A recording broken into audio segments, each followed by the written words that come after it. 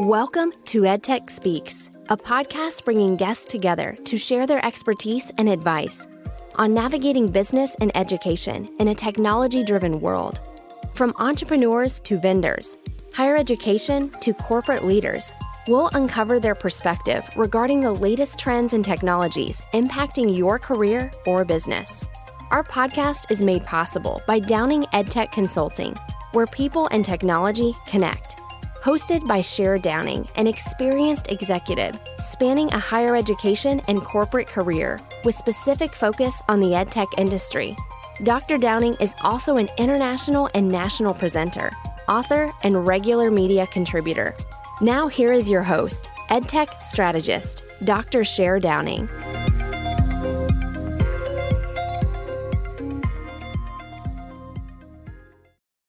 Hi, everyone. Welcome to EdTech Speaks, a podcast where we bring guests to share their expertise and advice on navigating business and education in a technology-driven world. Our goal is to provide you with options for products, services, and knowledge that can benefit you or your business. I'm Cher Downing, your host, and I want to introduce today's guest, Kelvin Bentley, who's with Six Red Marbles. Hi, Kelvin. How are you? Good. How are you? Good, thanks. Thank you so much for joining us. We're going to talk a little bit today about what Kelvin does with Six Red Marbles. I love their name, by the way. It's very easy to remember. But talk to me a little bit about what you do there and kind of how you ended up in this role in your career. Sure. So Six Red Marbles is a very cool company. We work with publishers, K through 12 institutions, higher ed institutions, nonprofit organizations. The common thread is that we're doing a lot of work to try to build digital learning content for different constituents for different various reasons. And in my role, I work more specifically on the higher ed side. So I work with colleges and universities that are interested in developing digital learning content specifically for anything from non-credit to credit-based courses. And then in a growing area, we are also seeing schools that really need a partner to help them build out online programs. And so that work really aligns well with my background in terms of when I first started in online learning. It was back in 2001. I worked at Northwestern State University, and I was a program director for a fully online degree program in psychology, which is my discipline. And so it gives me a chance to work with a lot of different schools that are, maybe they're doing what I started doing years ago. And as I think many of us have that experience, right? We're part of a faculty and we're helping to do our part to build out courses and programs. And so it's great to have an opportunity to help schools do that work as well. Excellent. Yeah, I was telling someone the other day that I said, if you're 45 or above, you lived a different life because you've lived half a life with technology and half a life without. And if you were brave enough to want to try new things, that usually resulted in job promotions, maybe even title only, but right. You were the one person who was willing to take the risk. And so for those of us that are in the older age bracket, a lot of our experience is purely from just right place, right time, and the ability to want to make change. So I know you and I've talked about this before. Higher ed right now is a very interesting landscape. Lots of schools are struggling with the pandemic to get people back on campus. Lots of schools are saying, forget it, we're not bringing you to campus. Everyone's going to stay home and learn online. Obviously, from last spring, we did a real rapid move to online, which was more like throwing putty at the wall and hoping that it stuck. What do you see as the difference for this fall for those that have made that transition to stay fully online? Are you seeing interest in actually upping their game, or are they just happy to stay with what they had? Yeah, that's a great question. I mean, I think we're seeing a little bit of both. We are working, one school that comes to mind, I think they reflect what I think is happening every day. I think there are some faculty that are still trying to figure out the best ways to leverage technology to support their instruction because they've never really thought about developing a fully online course. So I think there are some schools that are still trying to do their best around just doing remote learning. But then I think the summer gave institutions more opportunities, more touch points to do faculty development. So I think institutions are doing that rather well and making themselves available in different flavors, whether it's encouraging faculty to see instructional designers to maybe move away from just thinking about remote instruction opportunities, but to maybe think about things like fully online courses and really going through the process of designing them to be true online courses and not just remote. But I think it is a mix. I think given that faculty have academic freedom, I think, again, that will always define the variability that we're seeing, right? Because if you have academic freedom, you also have the freedom to teach your courses in a multitude of ways. And there are some that kind of like the penis character Schroeder, they'll have the blanket and they're going to want to hold on to what they do or what they think actually helps educate their students. And there are some that are willing to sit the blanket down and try new things, as you mentioned earlier. And so I think one thing that we'll need to encourage schools to do more of is to try to find a transparent way within the institution to document what folks are doing. I mean, I think because of academic freedom, a challenge that we have is that we have developed a bunch of teaching silos of one. Yes. And because of that, it's not always clear how a faculty member could actually benefit from other faculty doing similar things or more innovative things. So if we can somehow leverage faculty development, encourage folks to come together to share their ideas more freely about what's working, what's not working, it's like Planet Fitness, right? It's no judgment. No judgment. But if we can encourage more faculty to have that dialogue, I think what can potentially happen is that we can see a scaling of what's working better moving forward. But again, it's still challenging because, again, faculty feel at times very reluctant to be that vulnerable. And so the more that institutions can provide that support to be vulnerable, to be more open, I think that will benefit everyone, not just the faculty, but of course the students who will then be in direct receipt of that instruction. Absolutely. And you bring up a good point about faculty development, because I've seen it a few different ways, and I know you have too. One way is we force everyone into the track and say, everyone's going to go through training. We don't care how excited or how much dislike you have, everyone's going through it. Obviously, we then get about a 40% return on investment when we go that route. Other times we pick departments. And so we say, well, you're all technology people, so you should get this. This will be easy. Or you're social people, social sciences, and so you're going to be a problem, but we'll do it for you anyway. Again, we don't get a big result on that. In the last few years, we've seen a real emergence of centralized services for faculty to go to.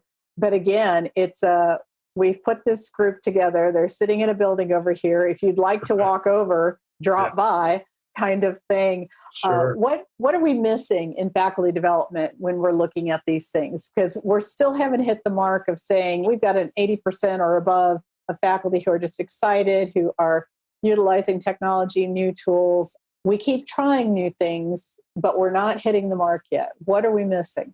Yeah, that's a great question. I think there's probably different reasons why we're missing. And I think it just depends also on the type of institution. If we're talking about, for example, R1, research universities, the tenure and promotion process, I think, because there's so many different ways to get tenure and promotion, different ways to be recognized by your institution, faculty development is a part of that. But if you are a researcher, then you're going to be focused much more on that. And I always feel as if, again, there needs to be maybe more emphasis on bringing in faculty leaders, faculty innovation leads that can then go back to their department and or college and share examples of how they are doing things to move the needle forward in terms of innovative thinking. Because you're right. I mean, if you have like instructional designers and instructional technologists accessibility experts over there in another building, then faculty are not going to always go there. But if you can kind of raise up some folks who are both younger faculty as well as more seasoned faculty to kind of work together to provide them a space to talk with their peers, I think that can help. But I think at the end of the day, I think it always comes down to what the tenure and promotion process looks like. Because I think what happens is that younger faculty, of course, are told, well, I know you're really into innovative things, but you really need to focus on getting tenure and promotion. With seasoned faculty members, then maybe other things are going to be on their plate as well, Sure. to kind of post a little bit, or maybe they're going to take some sabbaticals, do some other things. And so there needs to be almost kind of a reminder that regardless of where you are in your career, that if you're going to work at community college X or state university or research university Y, we're going to still want you to do cool, innovative projects around your teaching, collecting data, sharing that openly. And you don't have to do 20 different things, but you need to be documenting that work. And that work is important, not just for you, but it's also important for the institution to move in a direction that, again, will benefit the students. So if we can somehow link innovative practice, documenting it, and then linking it to student outcomes more within the tenure and promotion process and working with unions as well to make sure that this work gets done, I think that's where we're going to start seeing changes. Again, easier said than done. But again, everyone needs to come to the table, right? Absolutely. Faculty senates, unions, deans, department chairs, the provost, and kind of line up all those folks to have this bigger conversation about what will this look like if we change up the tenure and promotion process such that innovation is more at the core. Instructional innovation is more at the core of that work. Absolutely. One of the things that I have always thought in my years in higher ed is that we treat accreditation and reaccreditation much like getting your driver's license. The year that you have to retake your exam for your driver's license, you are diligent about reading that book, knowing all the rules and regulations, being updated on any changes, because it's the results to the end.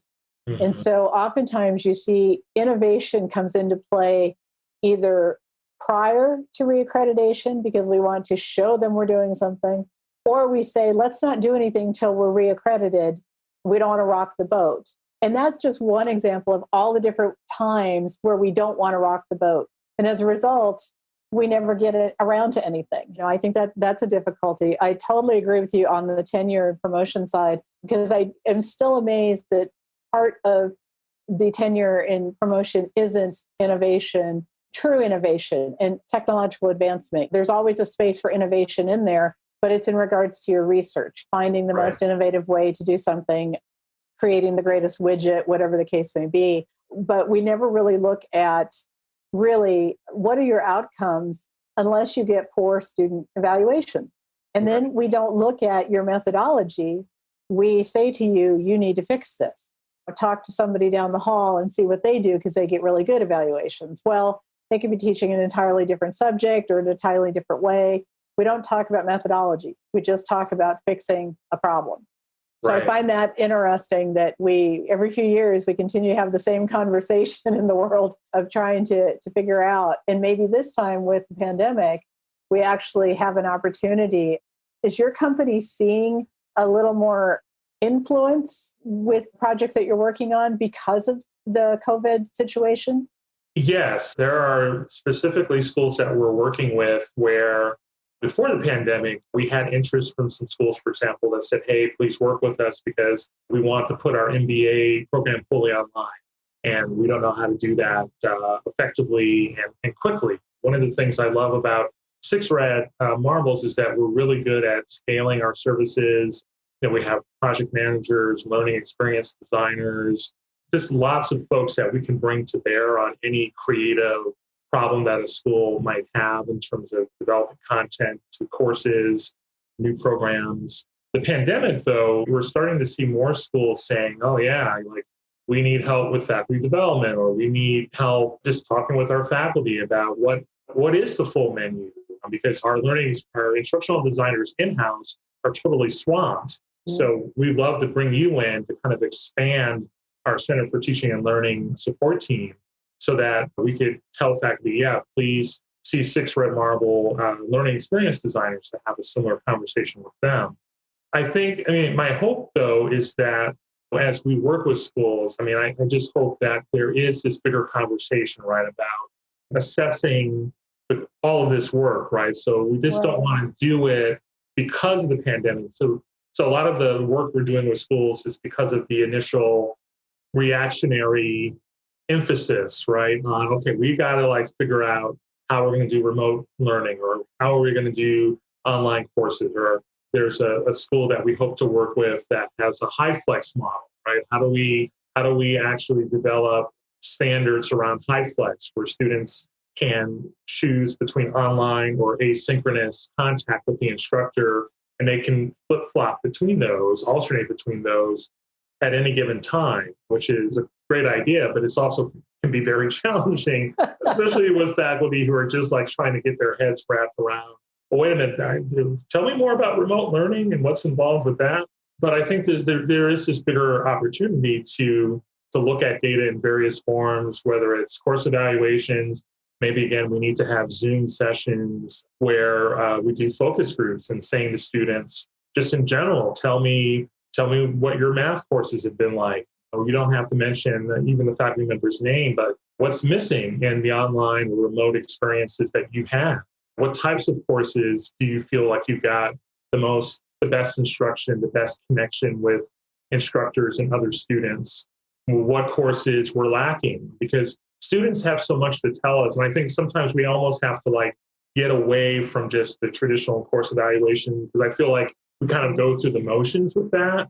But if we really bring in different students to have more detailed, deeper conversations, even though it takes time and effort to do that versus a survey, let's say 15-question survey, I think we still need to do that work more. And once we collect that information, whether it's through surveys or focus groups or whatever, then we need to, because I don't know if a lot of schools do this well. I think there's probably a couple that do, but I would say many schools are not very good at then saying, this is what we've heard from students and maybe faculty members too.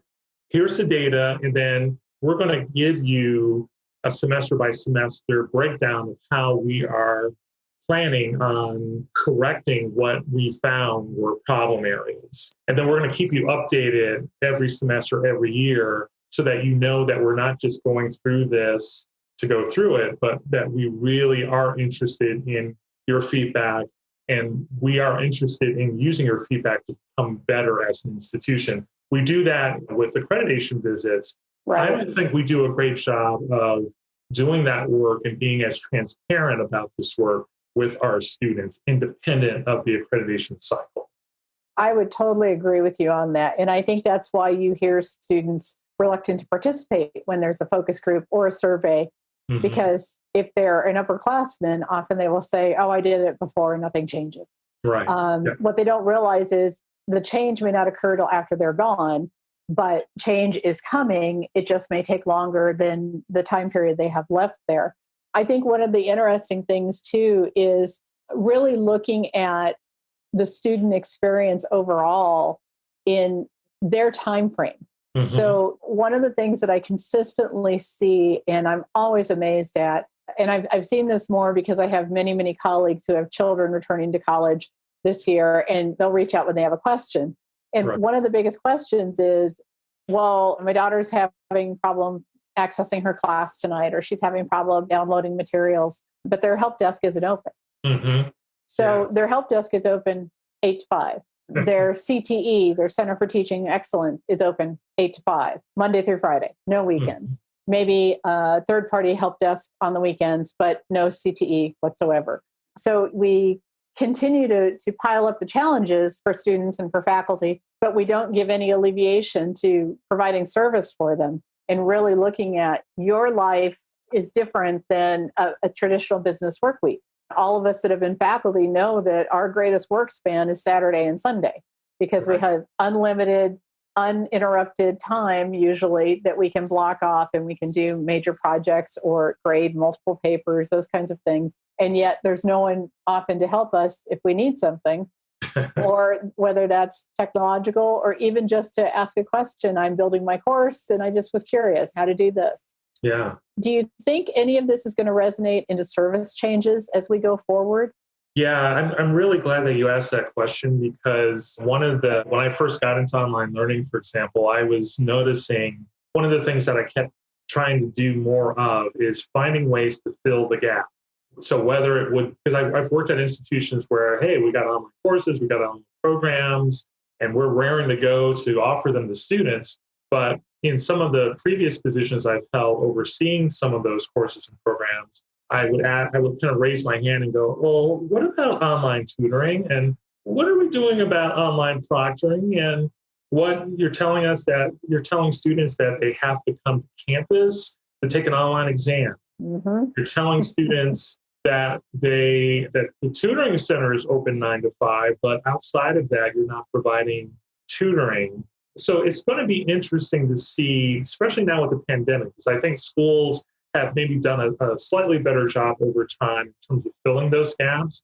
But now, how do you do it at full scale? So not just so basically now the conversation is, to your point, what are we going to do for the students in general? Regardless of how they're taking our courses, right? Because the student could easily be in an online course one semester, maybe the next semester they're all taking, face-to-face or blended learning, high flex.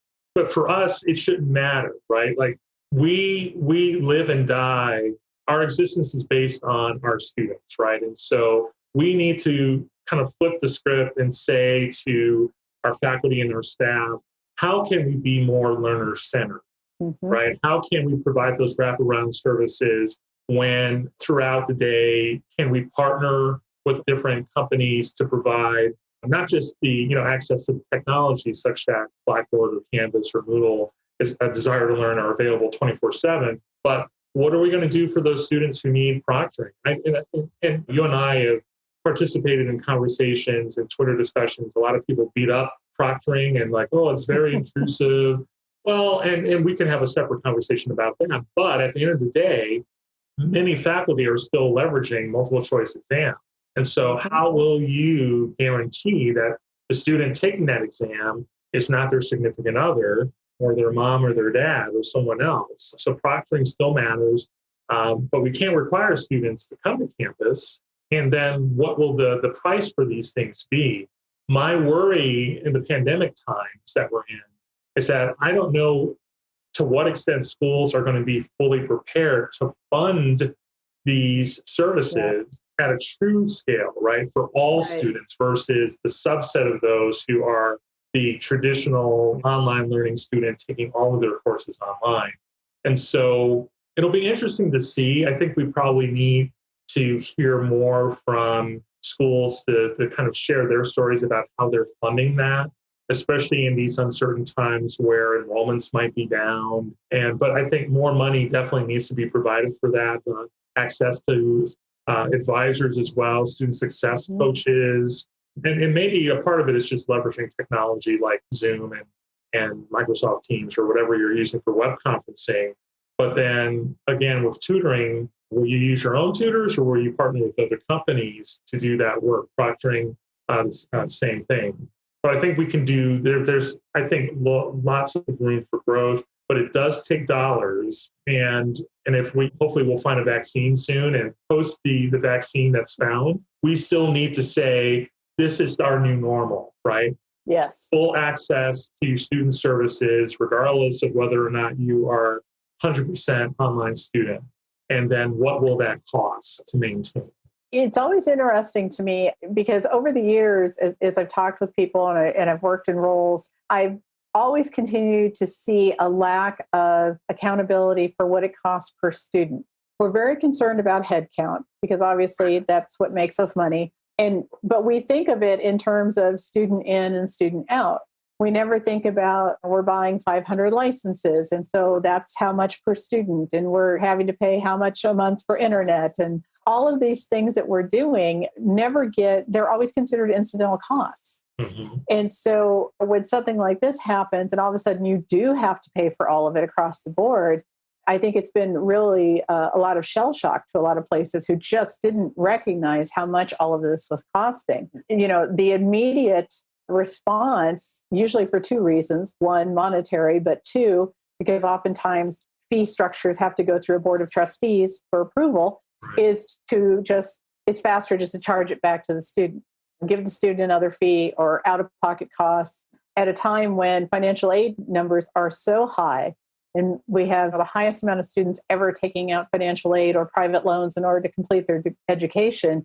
They don't have that extra $12 per exam for 5 exams in that semester. And somebody will say, well, $12 isn't very much. And I'm like, well, it isn't when you have it, but it's a lot when you don't. And if you tell me it's the difference between me eating this week or me having gas in order to get to campus or to get to my job versus taking an exam, so be it. Mm-hmm. The other thing I find interesting is as we talk about doing hybrid and hyperflex and all of these things, we're allowing the student flexibility.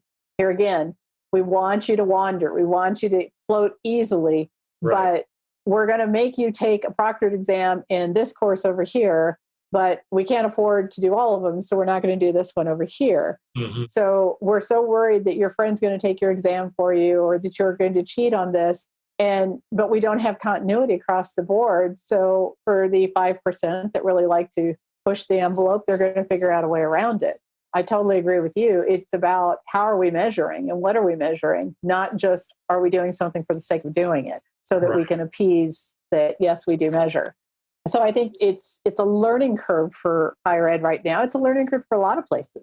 And I'm seeing things like Khan Academy that's pushing out free information and schools that are providing free additional tutoring and free, what did I see the other day? Request a teacher. Mm-hmm. So because your child maybe struggles with math, they want to be in a class with the teacher who's best with math, not necessarily the homeroom they're normally assigned to. Mm-hmm. So we're starting to see flexibility go across the board. It's a matter of how do we then support that flexibility and how are we going to change budgeting to look differently going forward, particularly when we're on scheduled budgeting. So it's very hard to disrupt mid-year kind of thing. So with that, as we look at Six Red Marbles and they're bringing in great services and being very helpful, what are some of the things that you all have on the drawing board and are hoping to accomplish? Because I'm sure because you're a successful company, you've looked at this pandemic not as difficult, but as an opportunity to kind of test the waters and try some new things. Sure. Yeah, no, great question. So I think, within Six Red Marbles, we're trying to do a couple different things. I mean, as I mentioned earlier, we were excellent in terms of really spending time with the colleges and universities that we work with to really kind of understand what their pain points are. And given the pandemic especially, I think schools are experiencing a lot of different pain points. So I think some of the things that we're trying to do is with faculty development, how can we leverage our learning experience designers to, again, work with faculty one-on-one or in small groups to address their questions, to provide, again, kind of a curated menu of technology-related options, helping faculty really kind of think through pedagogically what is the learning journey that they want their students to actually go through with their course. And I think our learning experience designers can provide, again, some options for faculty, maybe things they haven't really thought of to really help hopefully shore up any gaps in the types of remote, online, blended, high flex courses that are being built. I say that because I think that happens very easily, right? We think about, if I grab Zoom and tell students to meet me for 2 hours, and then I throw a bunch of stuff in the learning management system like exams and assignments, that's a cool course, right? And it's like, well, there's lots to unpack with that, and you need to have connective tissue to kind of pull it all together so that students are not dealing with like a disparate mess of interactions and content and assignments, but it has to flow. And I think our team does a great job of kind of helping faculty think about what that learning flow needs to be and ways in which they can kind of assess whether or not it's working for the student. So I think that's one big thing that we're doing. We have a course that we also offered over the summer called Faculty Success. It's a series of modules. We have a couple different flavors of it. One is more of a self-paced course. Another one is more facilitated. So we can also kind of pull faculty into these types of training experiences as well as a part of an engagement with the school to kind of, again, provide additional faculty development that way in a cohort-based way. So that's something that we're doing. In some cases, we're also just helping faculty who are very short on time build courses, right? So we'll partner with faculty, okay, and say, okay, let's talk about what that learning journey needs to be every week of your course, given the learning objectives. Using backwards design, we'll work with the faculty there, and then we'll help build the courses. So we're flexible enough to do as much heavy lifting as needed. And in one case with one school that I can't mention, that's where we're going to be bringing in a lot of video work, helping faculty just build out their course in the LMS because the faculty member, he or she, is just so busy with other things. So we're going to take the development and design, work with them to flesh those out, but then the actual production of the course will handle. And then, of course, give the faculty, show them what we're building as we do it so that they can give us feedback and then we can fine tune it. So that's another large piece of the work that we're doing as well. So those elements are the faculty development, building, helping faculty design and build out their courses is a lot of the work that we're doing. And we do it in a very flexible way. I mean, we are not an OPM, like a traditional OPM where you have to sign up for years and years. We're more fee for service. And I think a lot of schools like that flexibility so that they don't have to sign up forever with schools. But again, there's pros and cons of that model. We're also open to having that conversation with schools that are like, we're really cash strapped right now. What other types of partnerships? And so I think we're going to be looking at that more closely just to see how best we could partner with the school, because we want to be a good partner and we want it to work, obviously, for the institution, for their faculty and students. So that's why I really enjoy working with our company, because we want each institution that we work with to be successful. And that's truly the key of it. Having worked for institutions that have done everything internally, which requires large amounts of staff and the costs that are associated with that, and having worked with OPMs and bringing those in, the cost and the risk is great because you're a car dealership wondering if becoming Carvana will work or not. That's in essence what it is. And so for some institutions, once they built online, it went just terrifically and they rolled out and it's not been any different. Other schools started out online, and as you know, they shut down their online segments because they just weren't getting any traction. So the investment initially was steep and they took a huge hit and a huge loss on it, but they also lose internal trust because the next time around when they're ready to do it again, the naysayers who were there the first time say, we tried it before and it didn't work. I mean, we've all sat in on those conversations and it's really hard to turn that focus around. Sure. I think the beauty of fee for service, particularly this year for you, is the fact that many schools can do fee for service contracts without having to have board approval and all of the policy and procedure that goes through with a traditional OPM contract. Not that you want to circumvent that, but time is of the essence. As you said, suddenly people have to build now. People get hired now. I talked to a colleague the other day who said a colleague of theirs suddenly took very ill this summer and now cannot teach in the fall. They brought someone in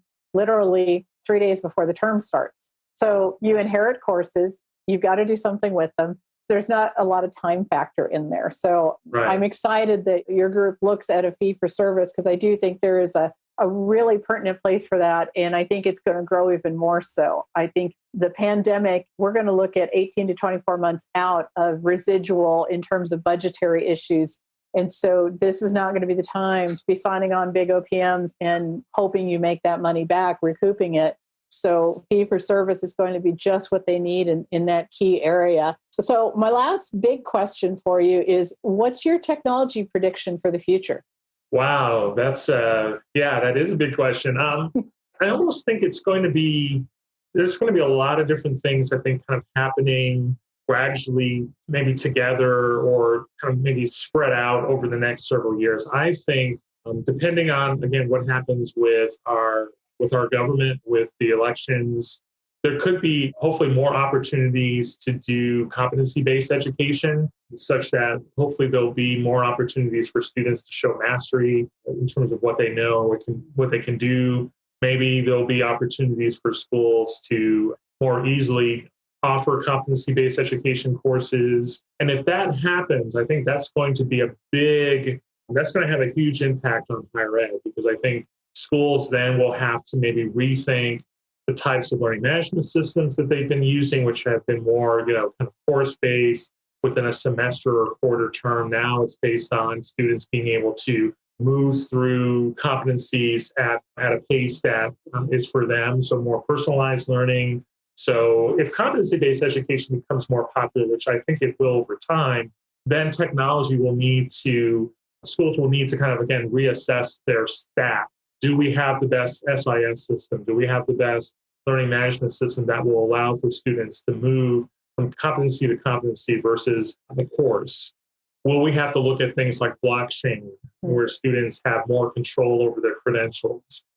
I think some other things that are going to happen too, maybe together with competency-based education, but I think it'll be primarily more independent of it, is the use of OERs. So I think more and more schools will have to think about, can we help alleviate that financial burden on students that you mentioned through not requiring these super expensive proprietary textbooks, right? Like, again, Introduction to Psychology is Introduction to Psychology, right? Can we use, let's say, OpenStack's title to really help our students learn more about the field of psychology versus, again, a $200 textbook that they're going to use maybe once in that type of a course?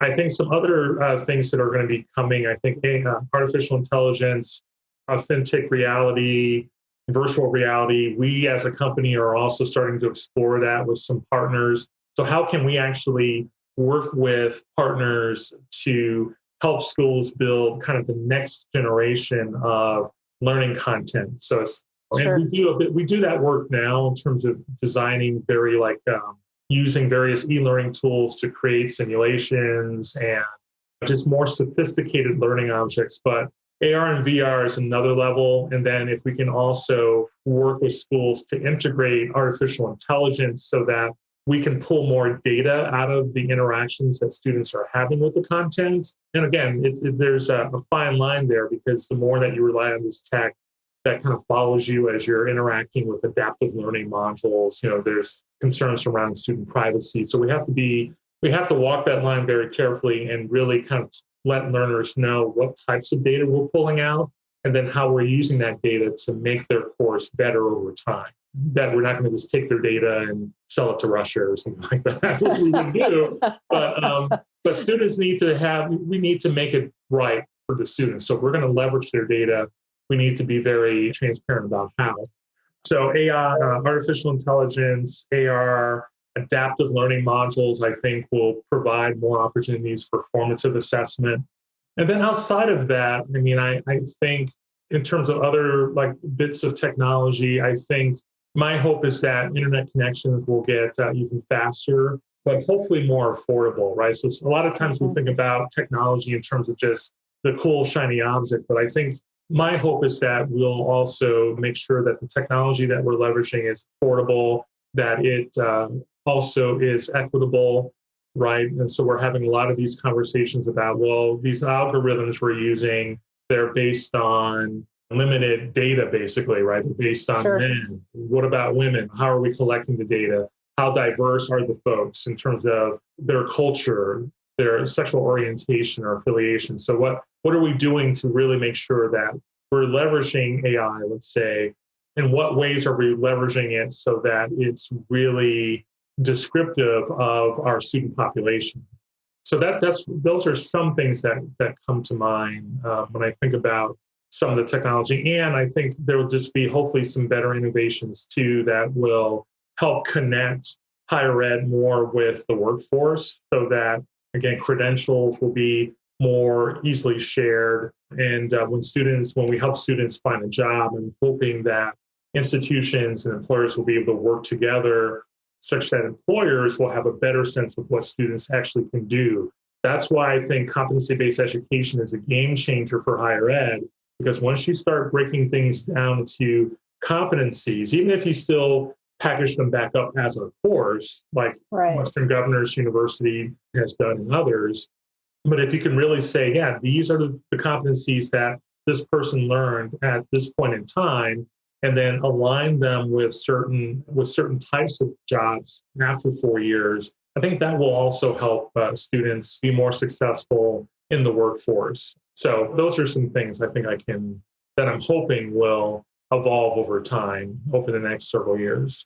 I think you and I are on the same plateau with those. And I think more so, the pandemic is just we're in the first run. We're still in the infancy. As we move forward in determining what this is going to look like, and should we get a vaccine, and should it work, and will this become a seasonal thing like the flu, or will it be something that comes up every few years, or however this ends up, it's changing our workforce, and it's going to change how we hire people. We're seeing a massive increase in people who are working as freelancers. And we're seeing a massive amount of businesses that are hiring freelancers because they don't have to worry about the added expense of benefits and retirement and all of those things, but still they have the opportunity to have really quality people. And again, with technology, it doesn't matter where they live. I now can suddenly tap into the best instructional designer regardless of where they live. I don't just have to look in my own backyard to see who's available. So I think you're absolutely right. I think there's going to be some changes coming. I think we're going to continue to see some evolution of it. I am really hopeful, as you are, that we embrace it and we really start to analyze some of these changes ahead of time and figure out how we can make the best work out of it. And also, how can we incur the costs? How can we start to look at how do we bring everybody in, and then how do we make sure that we're compensating for that? Right. So, yeah, I totally agree. So today has been wonderful. I'm so glad that you joined me today, and I'm so excited for our listeners. Tell, if you would, what the website address is for your company. Sure. Yeah, everyone can check us out at www.6redmarbles.com. I love that. Like I said, it's a name that never leaves you. I don't know who thought of it, but they owe them that's the best brand I've heard in a long time. So, Kelvin, I want to thank you for joining me today. For you. Everyone listening, we'll have information on our site and hope that all of you will reach out, and you can also reach Kelvin through the website. I want to thank all of you for joining us here today, and thank you for attending all of our podcasts every other week. We really hope you enjoyed this episode at EdTech Speaks and can make use of it. And we look forward to having you join us again. As always, find out more information at www.downingedtech.com, or look for us. You can search us on Spotify, iHeartRadio, Apple, ACAO, Stitcher, and Google. Thanks again, everyone. Until next time, keep learning. Thank you for listening to EdTech Speaks with EdTech strategist Cher Downing. To learn more about the services Downing EdTech and its staff can provide you, find us at www.downingedtech.com. If you enjoyed today's podcast, be sure to share it. We'd also like to hear from you regarding any suggestions for topics or guests and the value you received from our show. Check back for new podcasts with featured guests at www.downingedtech.com/podcast.